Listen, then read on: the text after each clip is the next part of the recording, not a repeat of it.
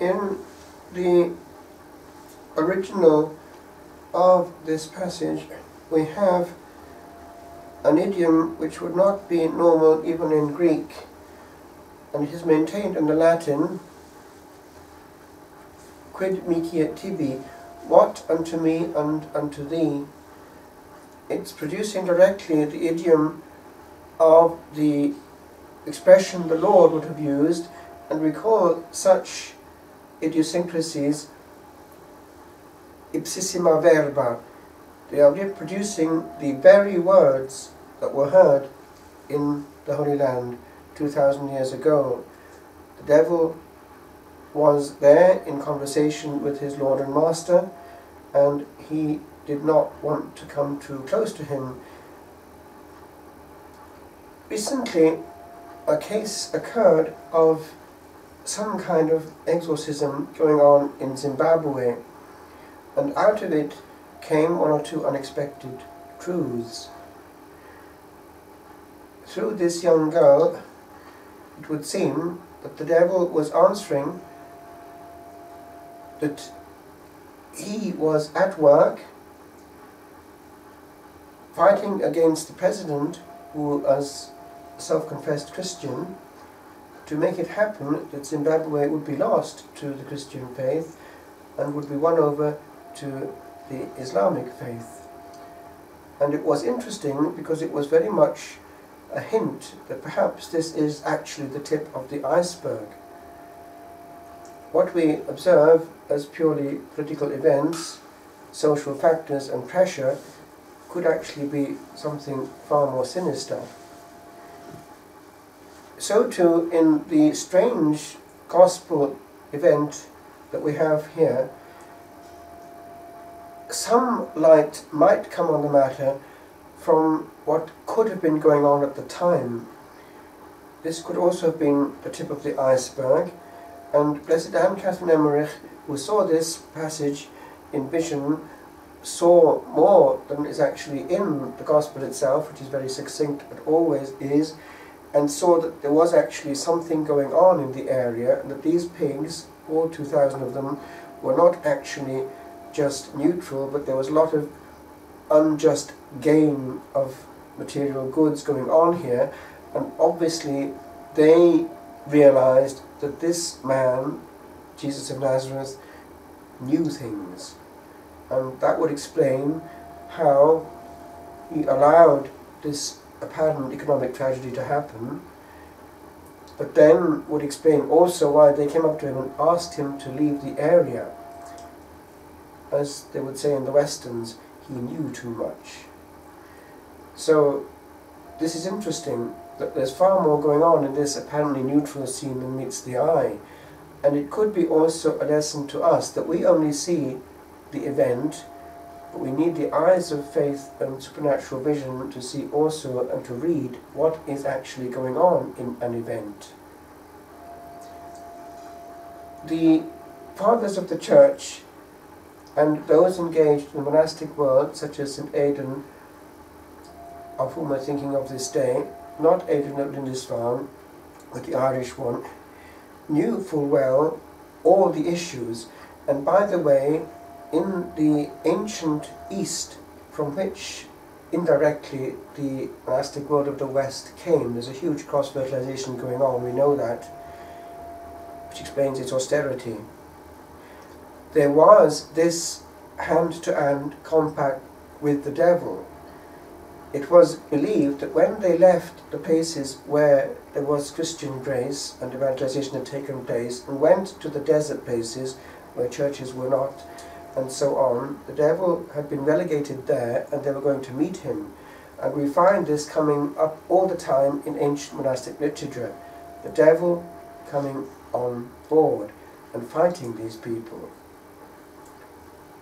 They had therefore a whole literature based on the thoughts, because this was the element in which the devil would enter in and infiltrate.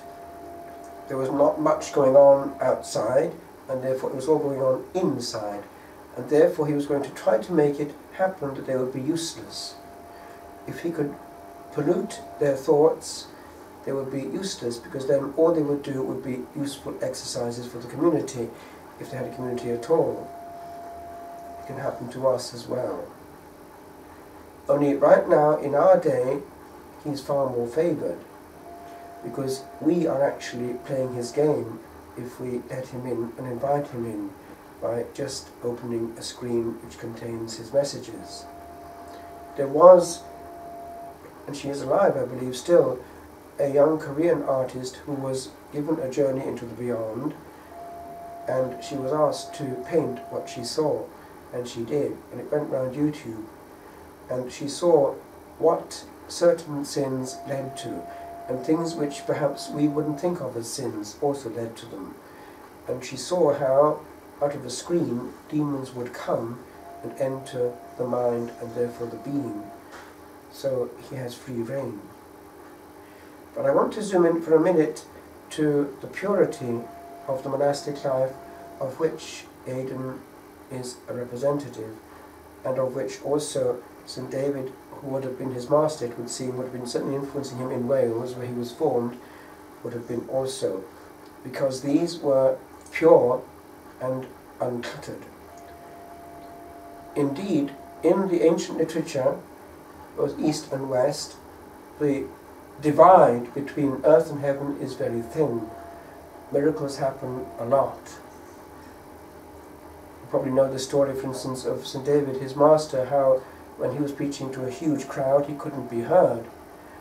And so he had the inspiration to take a blessed napkin and stand upon it, praying that the Holy Spirit would somehow use that as a pulpit. And a miracle took place, of which there is a trace to this day.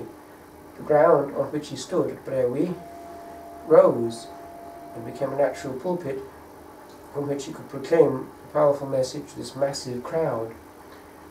And it's now called Llan Dewi Brewi, the Church of Dewi in Brewi. The hill is still there, which it seems is miraculous. But in the East also there is that element of heaven being so close that the supernatural is part and parcel of the daily life, depending on providence. Providence answering immediately and surprisingly, because there's no other means. But also the demands for that to happen. It was believed that what used to happen was this: in being faithful to divine grace and removing all the obstacles to its operation, they returned to the innocence of origin, the peace of Eden. And so we find coming in to the Desert Fathers an interesting harmony with nature. We might find a lion curling up to sleep next to a Desert Father and so on. This was very interesting, and one sometimes finds it actually even in children with their relation with animals. The animals sometimes know. It's quite interesting, that one. But they also knew that it had to be taken 100% and completely seriously if it were to be serious, and therefore they didn't mess around. Now, in that situation, the Lord raised up people who were able to discern what was going on inside them as spiritual fathers. And this was common both to the East and to the West. It had a name in the West, the Alamchara. He would be the friend of the soul and would know what was going on inside. He would accompany the soul. Now, these people had, as it were, a sixth sense, and they could see what was going on. But also, they were aware that with regard to the spiritual life, if it wasn't complete, it was useless. And the Lord himself, through a work of grace massively reproduced in souls all over the desert, gave a body of teaching which can be reassumed in 3 words, which were actually heard by one of their great fathers, Arsenius. It was flee, keep silence, rest. The flight was physical, but once done it was not to be played around with. Our monastic world is in danger because if we have a television in the monastery, it's useless. The flight is defeated. We're playing hide and seek. Keep silence was taken up by all the monastic authors, Basil, Benedict, and all. And in St. Benedict, it's very radical actually, and the Trappists took it very seriously, going to the extent of having a sign language.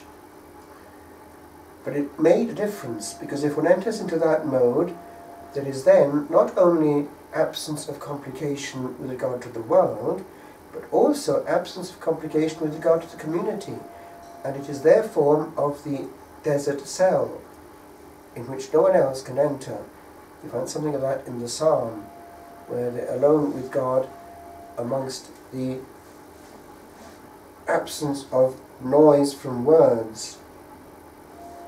You keep them safe. You hide them in the shelter of your presence from the plotting of men.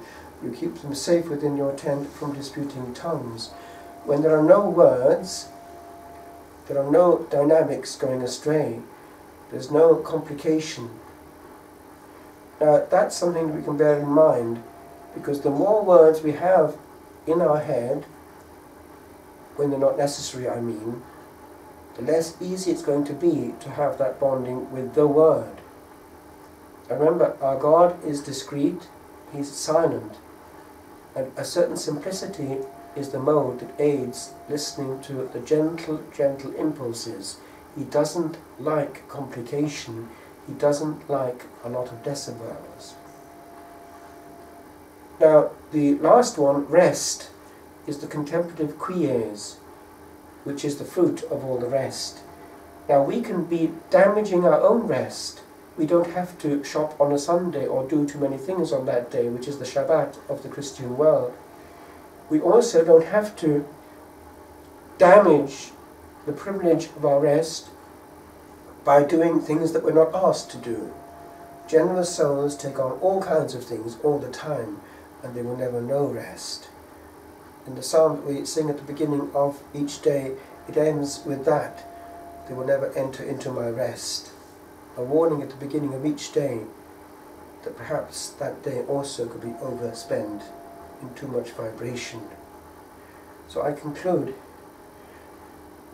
just with something that came to my mind before I came. I happened to be thinking about the way in which in France, in the cell, there was no complication, and every word was extremely powerful. A book was far more powerful than any television screen, and the imagination did the work of the screen. Words in a void have a massive force. Words in the plethora of noises have very little. So let's ask for that grace of a certain holy simplicity and quies on the breast of the Lord.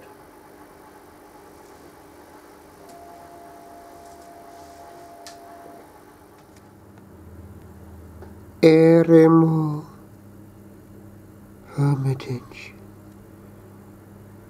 St. Romuald's Hermitage, not far from our monastery.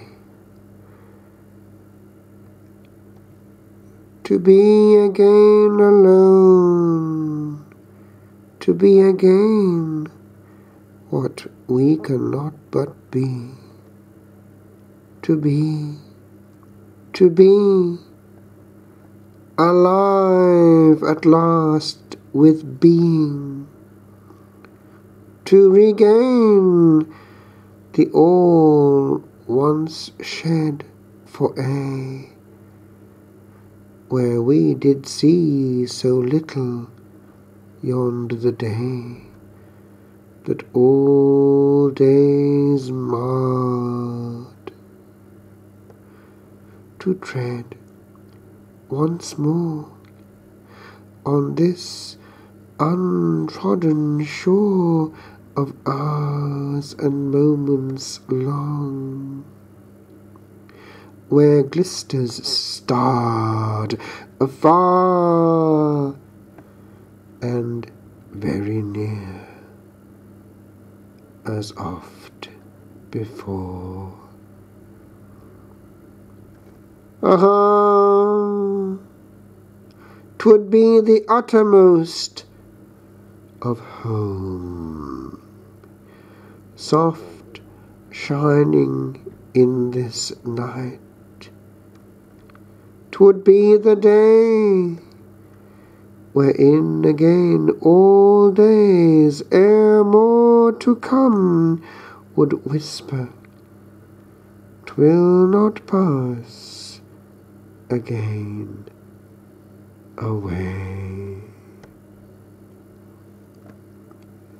O pain so huge, this yearning lingers long, and though this chant be fair, one note is wrong.